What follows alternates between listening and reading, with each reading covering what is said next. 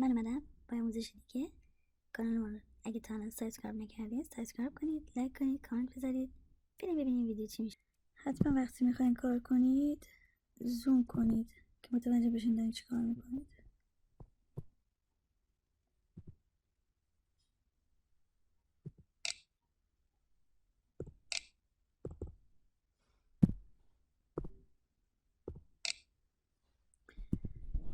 دوباره شروع میکنم. این تیکه رو میگیرم،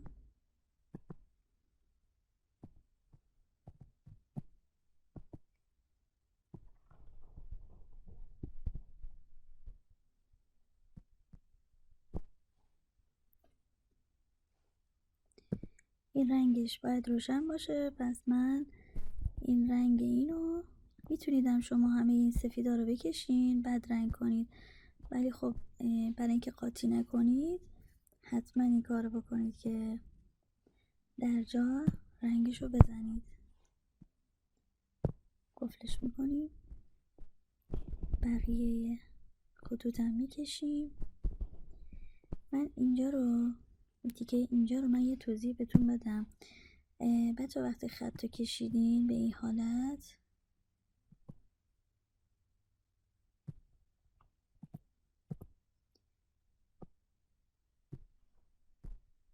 اینو بیرنگش کنید، اینو بکشین، خب بیرنگش کنید، بعد قفلش کنید. اینجا میشه، اینو قفلش کنید ولی فراموش نکنید که برگردین درستش کنید. خب اینجا ما یه سایه ای داریم، اگه متوجه بشید کجا رو دارم میگم. این تیکه یه سایه ای داریم تقریبا قهوه‌ای تیره است. من اینو رنگشو با استفاده از خط چکون میگیرم، اینجا رو میگم بچه ها، این تیکه اینجا، اینو من میزنم رنگشو به هم میده. بعد که اینو کشیدم اینو قفلش میکنم، اینجا برمیگردم این تیکه که اینجاست که رنگش نکردم و قفلش کردم دوباره انتخابش میکنم و رنگش میکنم، دوباره اینجا رو میزنم و رنگش میکنم به این صورت. من عکسم رو خاموش کنم که ببینم دارم چیکار میکنم.